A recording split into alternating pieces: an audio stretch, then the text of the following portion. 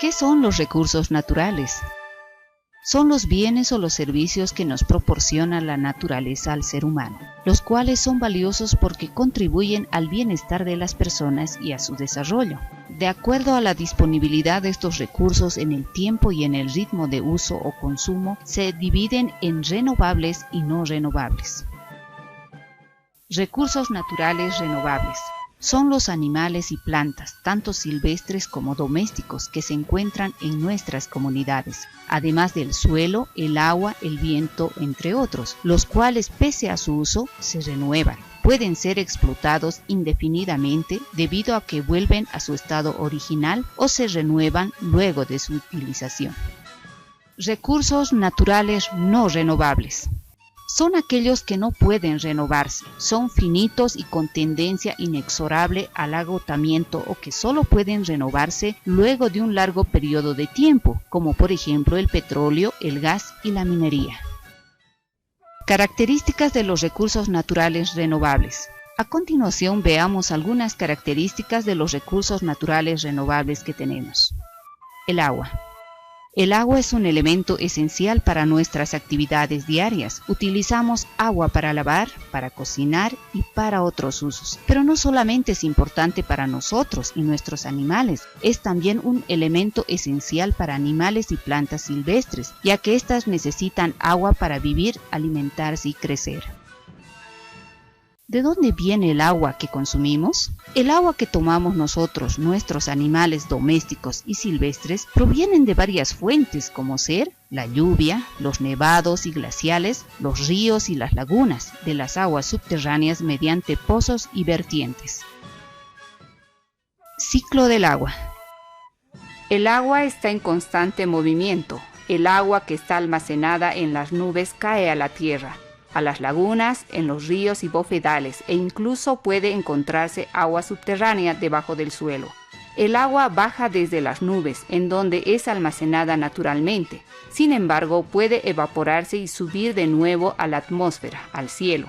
Esto quiere decir que se recicla continuamente para que pueda caer de nuevo a la tierra, ya sea en forma de lluvia, nieve o granizo, dependiendo de la temperatura del ambiente, como podemos ver en este dibujo en el cual se explica todo el ciclo del agua.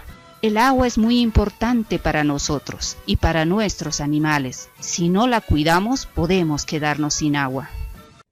Los bofedales. También llamados humedales de altura, son lugares muy importantes. ¿Por qué? Porque regulan y son fuentes de aguas para diversas actividades de las personas. Son lugares que albergan mucha biodiversidad, o sea, muchas plantas y animales silvestres. Son espacios donde viven diferentes comunidades indígenas. Nosotros utilizamos los bofedales cercanos a nuestras comunidades para que nuestras alpacas puedan alimentarse y para que puedan tomar agua, pero también otros animales necesitan de estos bofedales, como las vicuñas, las guayatas, los patos y muchos otros más. Humedales. Los humedales son áreas en las que el agua es el elemento más importante. Son lugares en donde se llevan a cabo muchas funciones vitales, como ser el almacenamiento de agua, la protección contra las inundaciones y tormentas, el control de la erosión y la purificación del agua. También son los ecosistemas más productivos de la Tierra, es decir, donde las personas pueden cultivar, obtener sus alimentos y realizar muchas actividades vitales para su sobrevivencia. Es así que los bofedales son conocidos también como humedales de altura. ¿Qué son los humedales de altura? Son sistemas que se encuentran en las montañas de los Andes y se ubican por encima de los 2.800 metros sobre el nivel del mar, y son un gran complejo de lagos, lagunas y bofedales de altura. Allí prevalecen condiciones climáticas muy húmedas y frías. Estas condiciones climáticas tan adversas han provocado el desarrollo de una biodiversidad muy especializada, por ejemplo las plantas, las aves y otros animales de los bofedales. También los humedales cumplen una función importante, regulan el agua para uso potable, riego y generación de energía.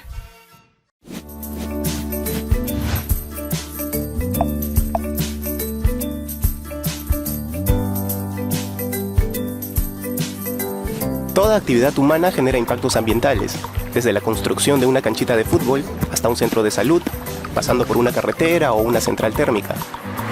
Un impacto es toda alteración o cambio, positivo o negativo, en las condicionales ambientales de un determinado lugar, generado como consecuencia de actividades o intervenciones humanas.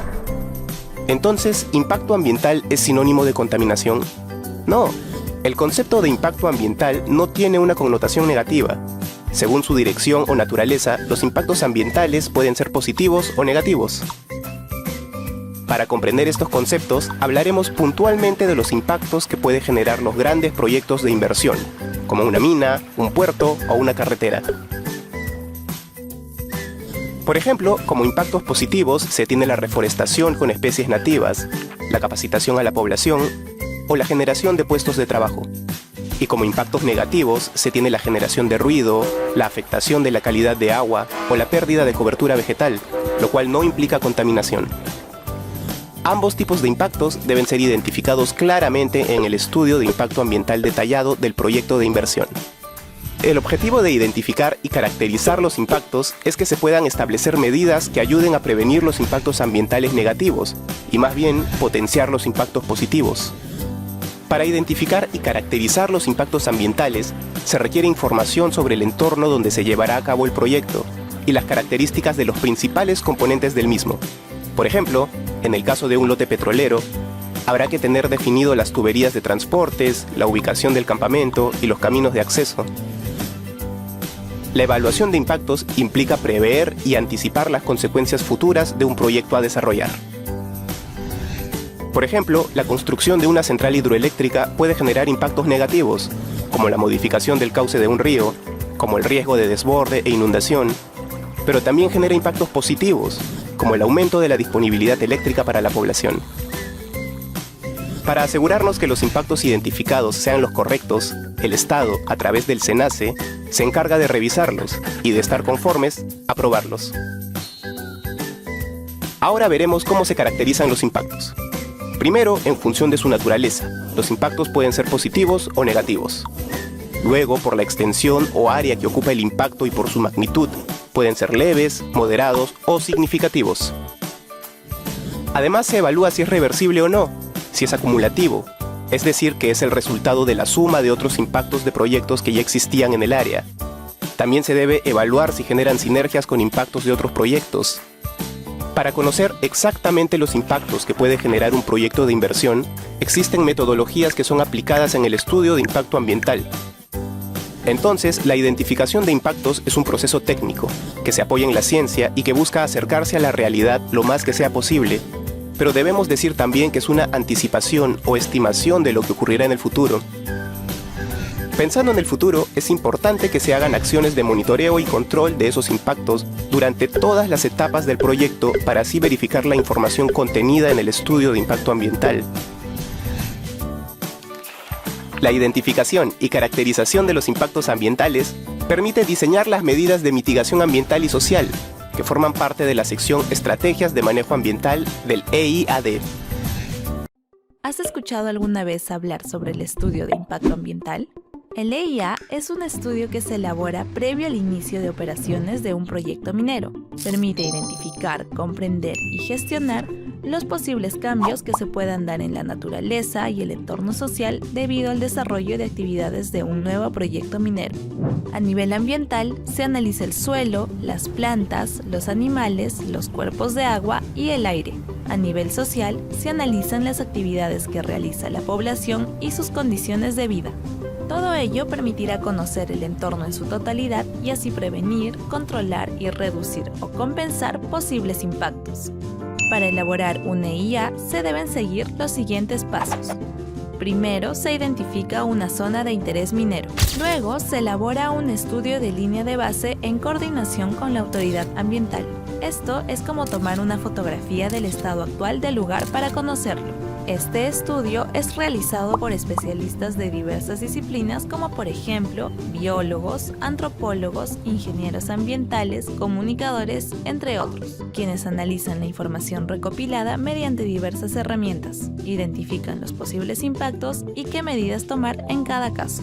Estas medidas se incorporan en la Estrategia de Manejo Ambiental del EIA, que contiene el Plan de Manejo Ambiental, el Plan de Relacionamiento Comunitario, el Plan de Contingencia, el Plan de Cierre de Minas y el Plan de Participación Ciudadana. Durante la elaboración del EIA se realizan talleres participativos con la población local en los que se informan los avances del estudio. Una primera versión del EIA se presenta a la autoridad ambiental para su evaluación. Luego se organiza una audiencia pública donde se difunde el EIA a la población y a las autoridades competentes a nivel regional y distrital. En ella se informa sobre los posibles impactos que puede generar el proyecto y las medidas que se tomarán para evitarlos o reducirlos. Durante todo este proceso se absuelven las dudas e inquietudes de la población, las cuales se incluirán en la versión final del EIA que se presenta a la autoridad para su evaluación final y aprobación. Estos y otros mecanismos de participación de la población se mantienen durante la ejecución de todo el proyecto.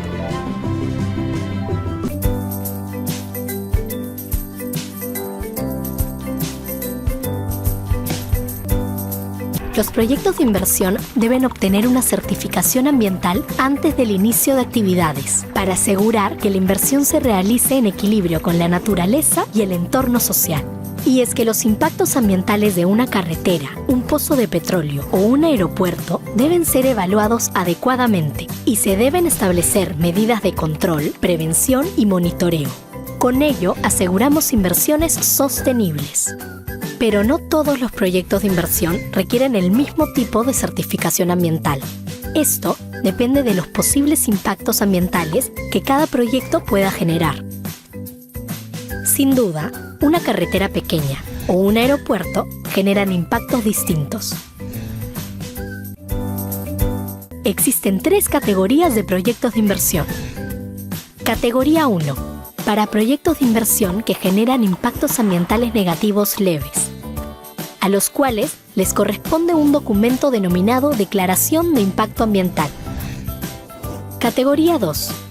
Para proyectos de inversión que generan impactos ambientales negativos moderados. A estos les corresponde un estudio de impacto ambiental semidetallado.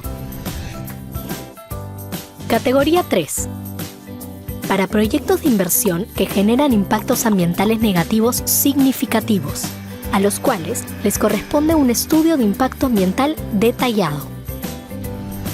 Para saber a qué categoría corresponde un proyecto de inversión, lo primero que se requiere es la clasificación del proyecto.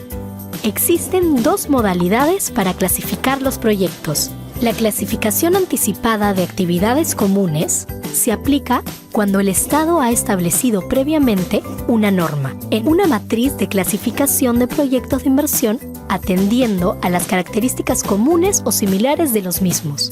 Por ejemplo, los proyectos de hidrocarburos cuentan con clasificación anticipada, que fija una declaración de impacto ambiental para un grifo o que una refinería requiera un estudio de impacto ambiental detallado.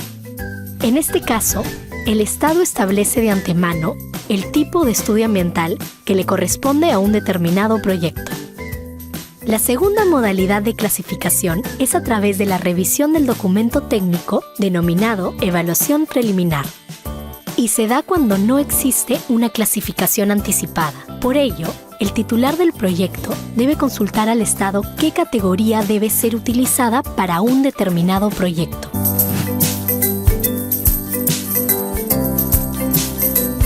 Uno de los principales objetivos de los estudios de impacto ambiental detallados es establecer medidas que ayuden a mitigar o restaurar los impactos ambientales negativos que pueden generar los proyectos de inversión.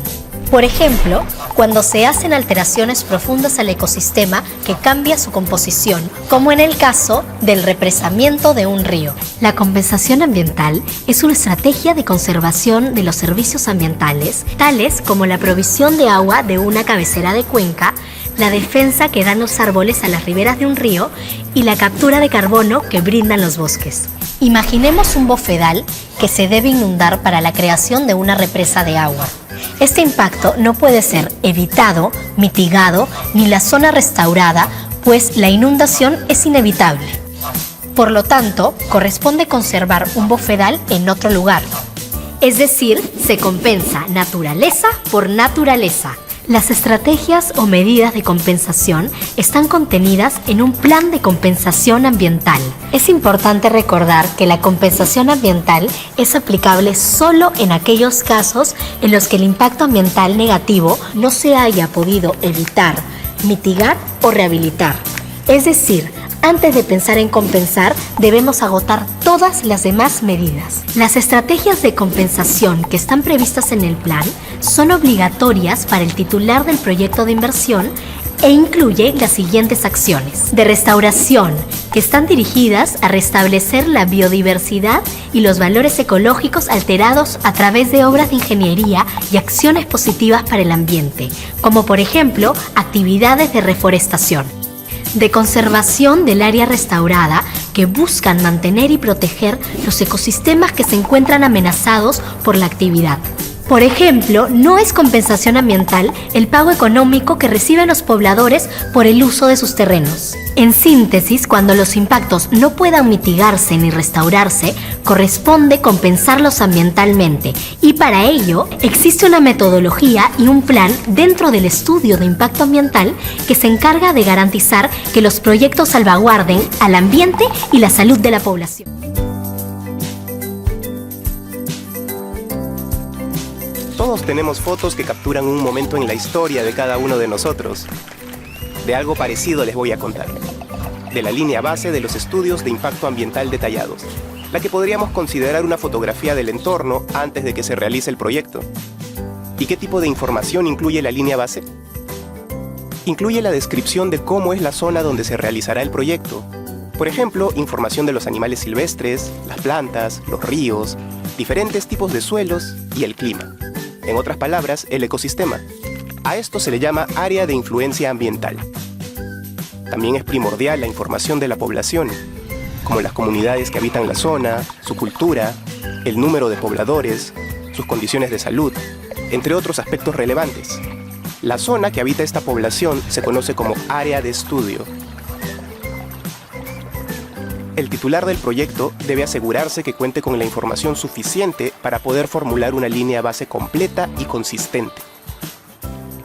El equipo de evaluadores del SENACE hace un acompañamiento de la elaboración de la línea base del estudio de impacto ambiental detallado para dar recomendaciones a fin de que se realice de manera correcta, veraz y útil. A partir de esta información y la descripción del proyecto, se puede predecir los posibles impactos que se generarían, así como identificar en el futuro los cambios que han ocurrido en el área de influencia. Por eso, hacer una buena línea base nos ayudará a contar con un mejor estudio de impacto ambiental detallado.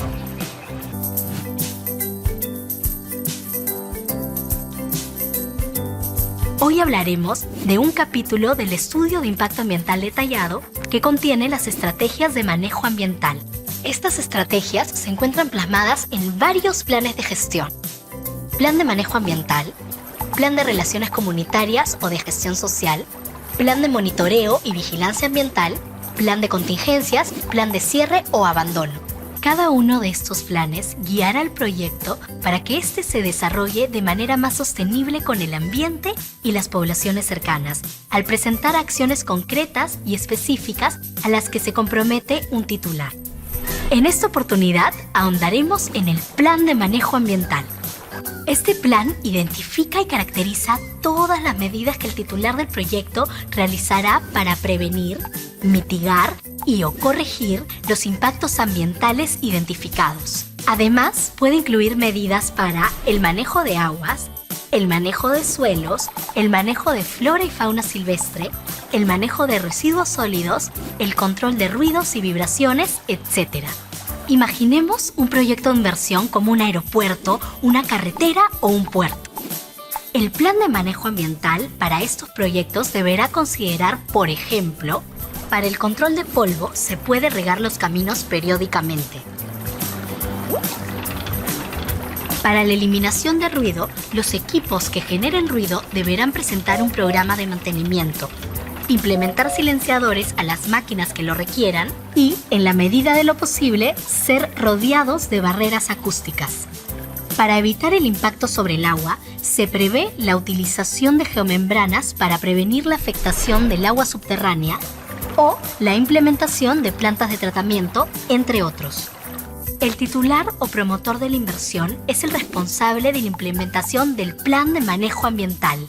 Las medidas de manejo que se consignan en el estudio de impacto ambiental detallado son obligatorias. Para verificar la efectividad de las medidas de manejo implementadas, el titular del proyecto debe realizar el monitoreo y vigilancia ambiental.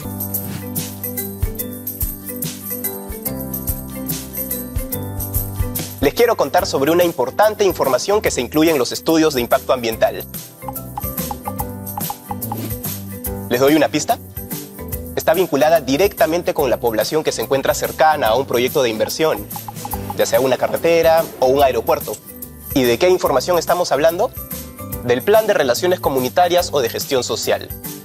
A través de este plan se da el proceso de participación ciudadana, una vez que se aprueba el estudio de impacto ambiental.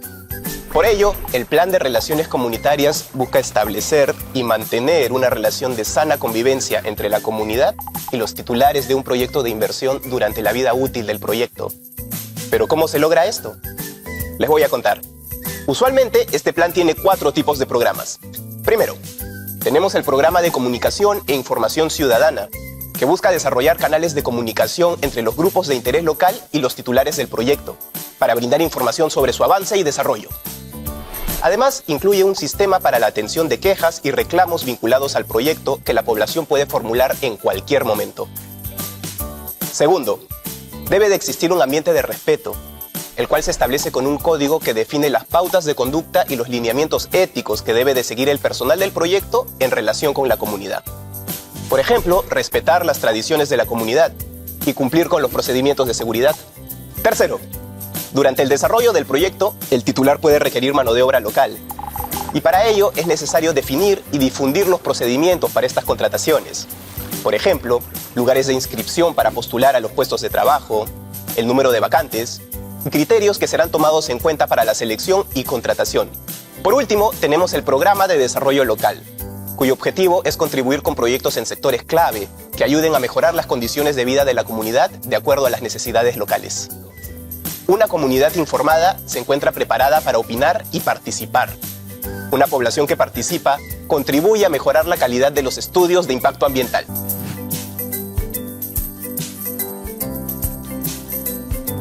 Todos los ciudadanos tenemos derecho a participar responsablemente en el proceso de toma de decisiones públicas sobre aspectos ambientales. Ese derecho se conoce como participación ciudadana. La participación ciudadana involucra, por un lado, la posibilidad de acceder a la información pública sobre temas ambientales y por el otro, a emitir aportes y opiniones. Antes de iniciar un proyecto de inversión, el titular del proyecto debe presentar un estudio de impacto ambiental y durante la elaboración y evaluación de dicho estudio, la población tiene la posibilidad de informarse y opinar. Así, la participación ciudadana es un proceso que promueve un diálogo abierto, transparente, responsable, entre el Estado, el titular del proyecto de inversión y la comunidad que lo rodea. Este es el punto de partida para una relación de confianza entre todos los actores involucrados. El SENACE, entidad adscrita al Ministerio del Ambiente, es la encargada de asegurar el derecho a la participación ciudadana en los procesos de elaboración y evaluación de los estudios de impacto ambiental. Esto implica dar a conocer oportunamente los beneficios y retos que acompañan a un proyecto de inversión. Por su parte, la comunidad puede brindar información relevante sobre su entorno ambiental y social, así como de sus conocimientos tradicionales.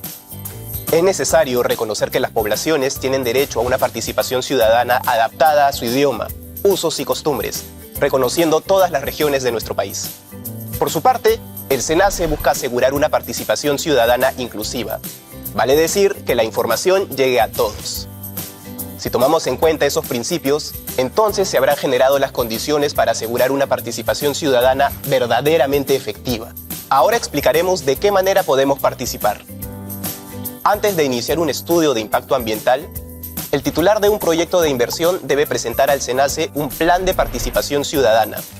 Vale decir, un documento que detalla los mecanismos de participación ciudadana a ser desarrollados por el titular del proyecto durante la elaboración y evaluación del estudio. Existen diversos mecanismos de participación ciudadana. Algunos son obligatorios y otros son voluntarios. En general, cada proyecto requiere mecanismos que se adapten a la realidad social del entorno. Entre los principales tenemos los talleres informativos, reuniones donde el titular explica a la población los alcances del proyecto y del estudio de impacto ambiental que están realizando. Las audiencias, reuniones que cierran el proceso de elaboración del estudio de impacto ambiental, donde el titular del proyecto presenta, entre otras cosas, sus compromisos ambientales y sociales. La oficina de información, espacios permanentes donde se ubican orientadores que explican sobre el proyecto y el estudio ambiental.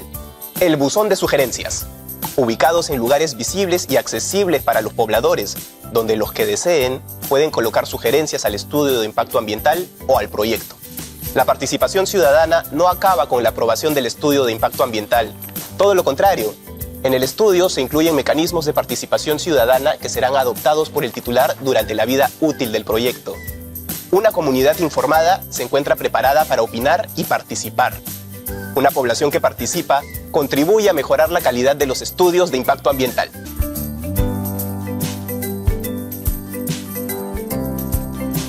Los estudios de impacto ambiental son documentos donde se identifican los impactos ambientales que pueden generarse por la construcción y operación de proyectos de inversión, con la finalidad de mitigarlos, reducirlos o compensarlos, y así proteger la salud de las personas y el ambiente. En esa línea, es importante que estos estudios se elaboren y evalúen partiendo de un análisis técnico y objetivo, realizado con ética y profesionalismo. En nuestro país, la elaboración de los estudios de impacto ambiental debe ser realizada exclusivamente por empresas especializadas y acreditadas ante el Estado, llamadas consultoras ambientales. La relación entre la consultora y el titular del proyecto debe estar regida por los principios éticos de independencia e integridad técnica, que aseguren la veracidad de la información. Los titulares de proyectos de inversión deben contratar a la consultora ambiental de su preferencia, siempre que se encuentre inscrita en un padrón del Estado exclusivo para este tipo de empresas. Este padrón se llama el Registro Nacional de Consultoras Ambientales, que agrupa a las empresas especializadas a las que el Estado les permite elaborar los estudios ambientales. Este proceso de inscripción y administración del registro se encuentra a cargo del SENACE, entidad del Ministerio del Ambiente, que también tiene a su cargo la evaluación de los estudios de impacto ambiental de los proyectos de gran envergadura. El registro está organizado por sectores y subsectores. Actualmente, más de 200 consultoras ambientales se encuentran inscritas y más de 1.200 profesionales conforman sus equipos multidisciplinarios. Los profesionales que conforman el equipo multidisciplinario de la consultora deben demostrar que tienen la experiencia necesaria en el sector o sectores en los que se registran y en la elaboración de estudios ambientales. Al menos 5 años de experiencia por profesional. Como parte de su interés por mejorar la calidad de los estudios de impacto ambiental, se han definido distintos indicadores de desempeño, bajo los cuales se evalúa el desenvolvimiento de la consultora en su importante labor y se incentiva a las consultoras a implementar progresivamente sistemas de gestión de calidad, lo que permite estandarizar sus procedimientos, así como medir y monitorear el ejercicio de sus procesos.